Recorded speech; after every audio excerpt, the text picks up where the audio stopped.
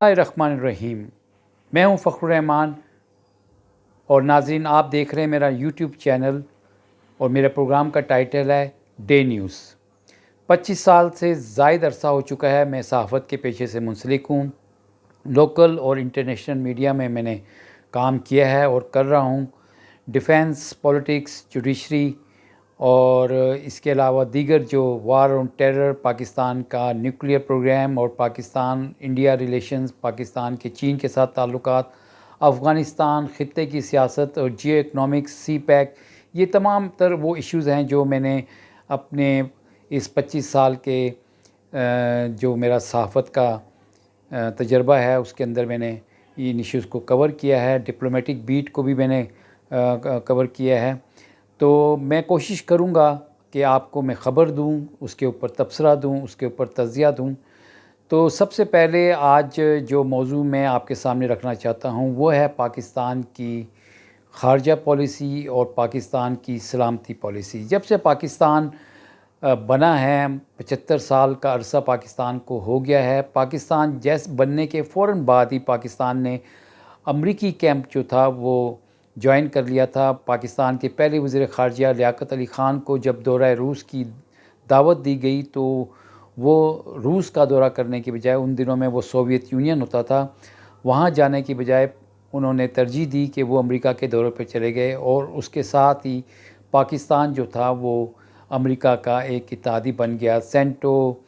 और इसी तरह से दीगर जो सीटों के जो इत्तेहाद थे, पाकिस्तान उसका भी हिस्सा रहा है। लेकिन 75 साल के अंदर पाकिस्तान ने जो अमेरिका के साथ इत्तेहादी बनकर दहशतगर्दी के ख़िलाफ़ जो जंग की, सबसे ज़्यादा नुकसान पाकिस्तान को इस जंग में हुआ। इससे पहले पाकिस्तान को नुकसान जो पहुंचा था वो जब सोवियत यूनियन अफ़गानिस्तान के अंदर आ गया था और पाकिस्तान ने फिर जो रूसी अफवाज थी उनको अफ़गानिस्तान से निकालने के लिए और अफ़गानिस्तान की आज़ादी के लिए अमेरिका के साथ मिलकर एक फ्रंट लाइन स्टेट का रोल अदा किया था। पाकिस्तान और अमेरिका के ताल्लुकात में जो सबसे पहले कशीदगी शुरू हुई वो पाकिस्तान का जौहरी प्रोग्राम था। जब पाकिस्तान ने न्यूक्लियर पावर बनने की कोशिश की और पाकिस्तान ने इस प्रोग्राम का आगाज़ किया तो उस वक़्त अमेरिका के वज़ीर ख़ारजा हेनरी किसिंजर यहाँ पाकिस्तान के दौरे पर आए थे और अब पाकिस्तान ने चीन और अमेरिका के दरमियान उस दौर में एक ब्रिज का, पुल का किरदार अदा किया था सफ़ारती ताल्लुकात कायम करने में। लेकिन इसके साथ ही अमेरिका ने पाकिस्तान को धमकी लगाई थी कि वो अपने जौहरी प्रोग्राम को तर्क कर दे, वरना पाकिस्तान को संगीन नताइज का सामना करना पड़ेगा। और उस वक़्त के वज़ीर आज़म ज़ुल्फ़िकार अली भुट्टो को हेनरी किसिंजर ने धमकी भी लगाई थी। आज अगर हम जो रेजीम चेंज के हवाले से सूरत हाल का सामना कर रहे हैं, इसमें भी गुज़िश्ता 4 महीने के अंदर जो मामलात आपके सामने आए हैं, उन मामलात में भी आपको ये अब बात अच्छी तरह से पता चल चुकी है कि पाकिस्तान के अंदर जो रेजीम चेंज हुई है, यानी कि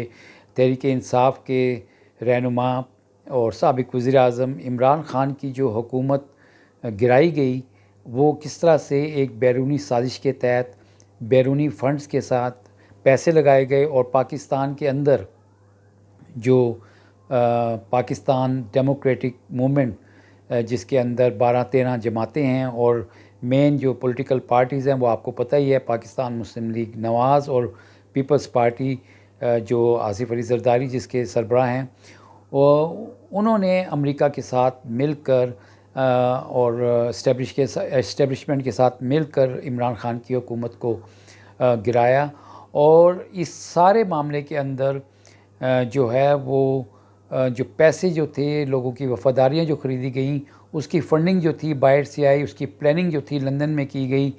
और अमेरिका और बरतानिया जो हैं वो इसके अंदर बिल्कुल सर फ़हरिस्त हैं। जब अमेरिका कोई चीज़ प्लान करता है तो उस प्लान पर अमल दरामद के लिए बरतानिया जो है वो एक्शन में आता है। और लंदन में नवाज़ शरीफ जो पाकिस्तान की 3 दफ़ा वज़ीर आज़म रह चुके हैं, वो वहाँ पर बैठे थे। तो मेरा कहने का मकसद ये है कि पाकिस्तान के अंदर ये जो आप इस वक्त रेजिम चेंज देख रहे हैं और 4 महीने का अरसा जो गुज़र चुका है, इसके जो ताने बाने हैं उसका ताल्लुक़ अफ़गानिस्तान से भी है, उसका ताल्लुक़ ख़ित्ते की सियासत से भी है, जियो इकनॉमिक्स के साथ भी इसका ताल्लुक़ है, रूस और चीन का भी इस सारे मामलात के साथ ताल्लुक़ है। अब मैं आपके सामने जो सूरत-ए-हाल रखने जा रहा हूँ वो ये है कि पिछले 4 महीने के अंदर जब से साबिक़ वज़ीर-ए-आज़म इमरान ख़ान की हुकूमत ख़त्म हुई, तो पीटीआई यानी पाकिस्तान तहरीक-ए-इंसाफ़ ने सियासी तौर पर उसको नुकसान हुआ है या फ़ायदा हुआ है। तो पिछले साल जब मैं तहरीक-ए-इंसाफ़ के जो वुज़रा जो थे उनके साथ जब मेरी मुलाकात होती थी, तो जो महंगाई का मामला था उसके ऊपर उनको शदीद परेशानी लाहक थी, क्योंकि 3.5 साल उनकी हुकूमत को हो गए थे और अब उनको बार बार ये परेशानी थी कि अब हम अपने हलकों में कैसे जाएंगे। तो ये बात वो समझने से कासिर थे कि मुल्क का यानी पाकिस्तान का जो बेशतर प्राइवेट मीडिया है, नेशनल मीडिया जो है, वो एक सोचे समझे मंसूबे के तहत, यानी कि जो रेजीम चेंज है उसमें सबसे पहले जो मीडिया है और उसके अंदर जो दानिश्वर तबका जो है वो उसको हायर किया जाता है और वो एक प्रोपेगेंडा पहले करता है, एक माहौल क्रिएट करता है। पाकिस्तान में भी ऐसा ही देखने में आया। इमरान ख़ान की हुकूमत जिस दिन से आई थी 2018 के इलेक्शंस के बाद, उस दिन के बाद से उसके ऊपर तनकीद जो थी वो बदस्तूर की जा रही थी और इसके अंदर हमेशा से जो कीमतों में इजाफ़ा होता था ज़रा सा भी, तो आपको तो ये बात अच्छी तरह से पता है कि जब इमरान ख़ान की हुकूमत आई थी तो उस वक़्त बकौल उनके, और ये बात एक फ़ैक्ट भी है कि जो कौमी ख़जाना जो था उसके अंदर सूरत-ए-हाल ये थी कि पाकिस्तान जो था वो डिफ़ॉल्ट होने के करीब था। वो पाकिस्तान की माशी सूरत-ए-हाल ऐसी करके गई थी पाकिस्तान मुस्लिम लीग नवाज़ की हुकूमत, कि उनको ये अच्छी तरह से पता था और वो ये बरमला कह भी चुके थे कि अगर कोई नई हुकूमत आएगी तो वो 6 महीने से ज़्यादा इक़्तिदार में नहीं रह सकेगी, क्योंकि इस तरह से माशी हालात जो थे वो ख़राब होंगे। उसके बाद कोरोना जो था उसकी वबा आ गई और कोरोना की वबा जो थी वो ना सिर्फ पाकिस्तान बल्कि पूरी दुनिया में आई और माशी तौर पर बहुत बड़ा चैलेंज था। लेकिन उस वक़्त की हुकूमत ने एक अच्छी हिकमत अमली के तहत मुल्क को इस बहरान से निकाला और पूरी दुनिया ने पाकिस्तान के इस पॉलिसी की तारीफ़ की, इसमें तो कोई शक की बात ही नहीं है। अब सूरत-ए-हाल ये थी कि जब से इमरान ख़ान की हुकूमत आई थी तो पहला तो मंसूबा ये था कि नवाज़ शरीफ जो है उनको कैसे जेल से बाहर निकाला जाए, मरीम नवाज़ को कैसे बाहर निकाला जाए और मुल्क से बाहर भेजा जाए। तो ये पीडीएम जो थी वो पाकिस्तान डेमोक्रेटिक मूवमेंट जो थी वो बनाई गई और फिर सारा कुछ जो था वो अब आपके सामने है, आप देख चुके हैं और आपके सामने सारे जो वाक़यात हैं वो उसी तरह से रूनुमा हो चुके हैं। मैं आज की जो आपके साथ जो मेरा पहला यूट्यूब शो है और जो मैं बात आपके सामने रखना चाह रहा हूँ वो ये है कि गुज़श्ता 4 महीने के अंदर वो हुकूमत जिसको सबसे ज़्यादा परेशानी लाहक थी कि महंगाई की वजह से उसकी जो रेपुटेशन है, उसकी साख जो है वो इतनी मुतासिर हो चुकी है कि ख़ुद उनके एमएनएज़ जो थे वो इस बात पे परेशान थे कि हम हलकों में कैसे जाएंगे, आइंदा इंतखाबात के लिए इलेक्शन कैंपेन कैसे करेंगे। तो देखें 4 महीने के अंदर नंबर 1 इमरान ख़ान ने 27 मार्च को जो जलसा किया उसमें लाखों की तादाद में लोग इस्लामाबाद में आए और उन्होंने वो मरासला दिखाया जिसके तहत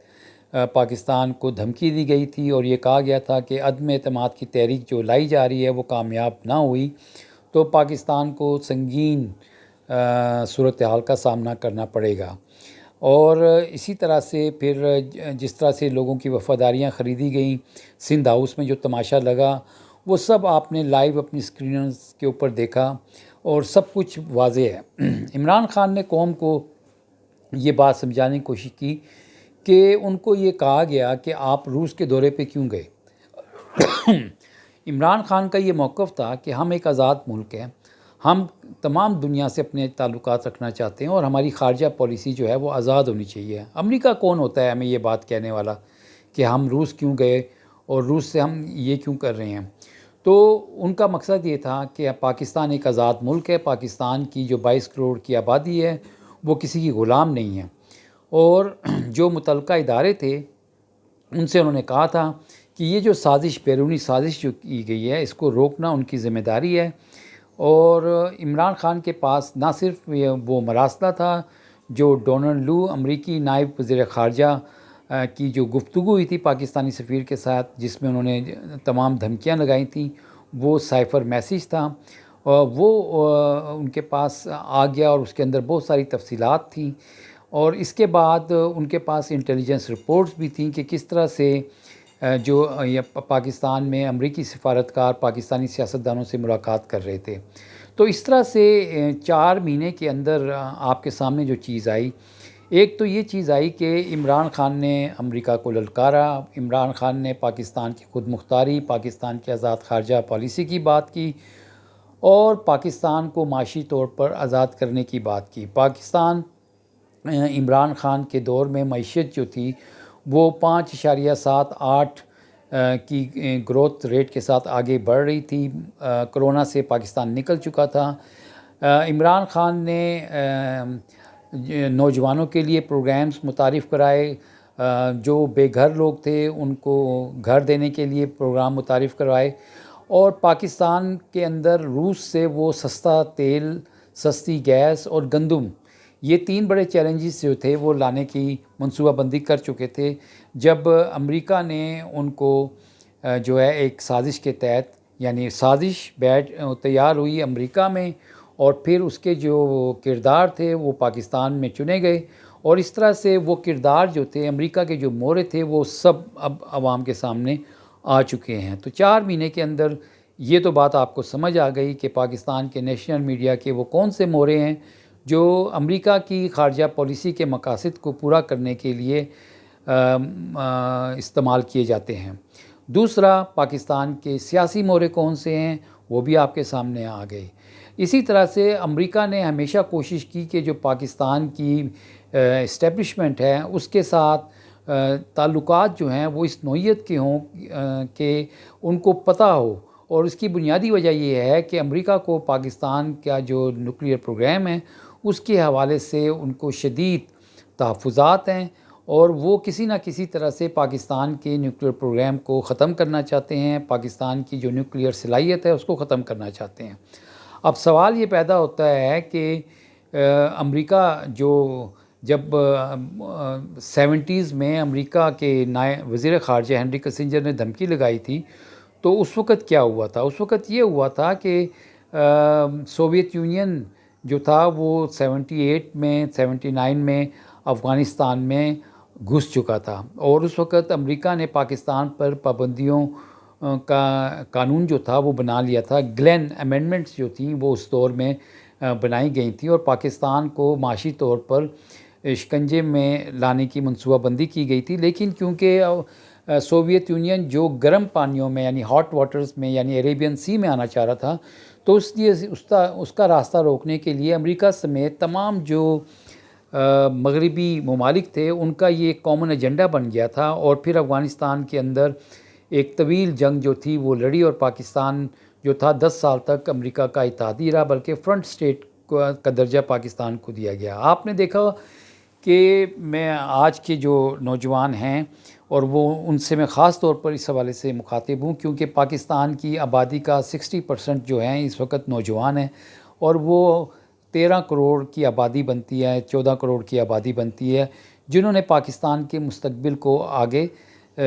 अपने हाथों में लेना है और पाकिस्तान को आगे ले जाना है। तो उस दौर में 10 साल के बाद जब अफ़गानिस्तान की जंग ख़त्म हुई, सोवियत यूनियन को अपनी अफवाज को निकालना पड़ा, उनको शिकस्त हुई अफ़गानिस्तान में, तो पाकिस्तान के ऊपर प्रेस्लर अमेंडमेंट के तहत पाकिस्तान के ऊपर पाबंदियाँ जो थी वो आयद कर दी गई थी। पाकिस्तान ने अमेरिका से F-16 तैयारे, जंगी तैयारे ख़रीदने थे और पेमेंट करने के बावजूद, एडवांस पेमेंट के बावजूद पाकिस्तान को वो तैयारे जो थे देने में ताख़ीर की गई। बाद में पाकिस्तान को वो तैयारे मिले, लेकिन उस वक़्त पाकिस्तान के ऊपर ये पाबंदी लगाई गई। लेकिन इसके साथ ही जो जैसी अफ़गानिस्तान का मामला हल हुआ तो 1990 में इराक़ ने कुवैत पे हमला कर दिया और फिर अमेरिका जो कि मिडल ईस्ट में एक अपनी इजारादारी कायम करना चाह रहा था, उसको मौका मिल गया। और फिर अमरीकी अफवाज जो थी वो उन्होंने एक ऑपरेशन लॉन्च किया डेज़र्ट स्टॉर्म के नाम से, और फिर इस तरह से अमरीकी अफवाज जो थी वो जाके सऊदी अरब में बैठ गई और वहाँ पे उन्होंने अपने अड्डे बना लिए।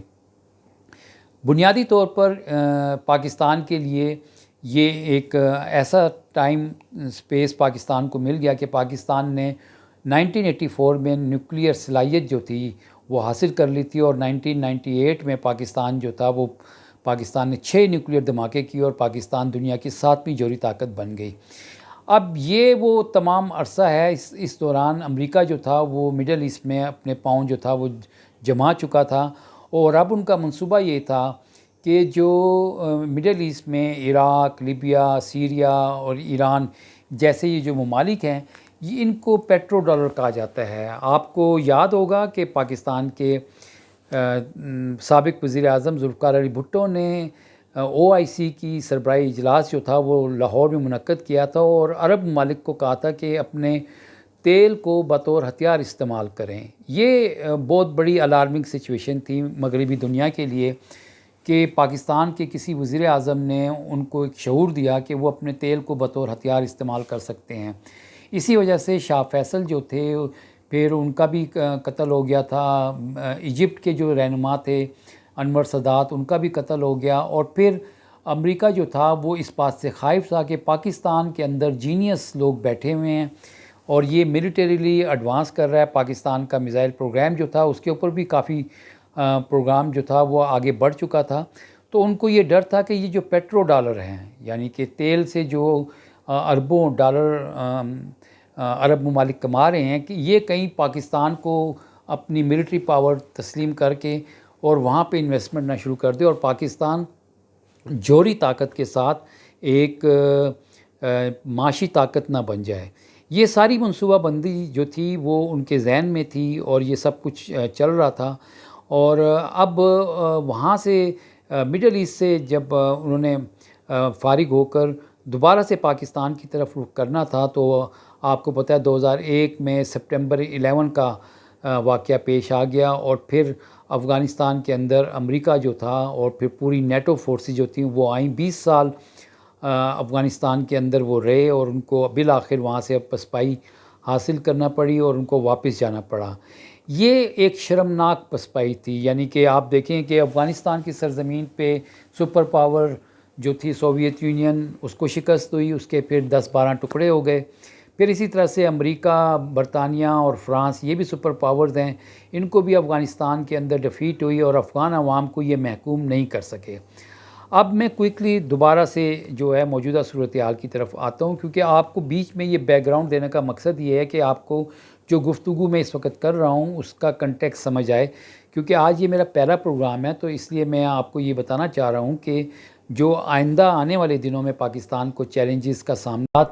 के ख़िलाफ़ क्या क्या साजिशें करनी हैं और उसके जो असरात पाकिस्तान पर आएंगे, ये मैं आपको नॉलेज की बुनियाद पे बता रहा हूँ, मैं ख़बर के तौर पे आपको बता रहा हूँ।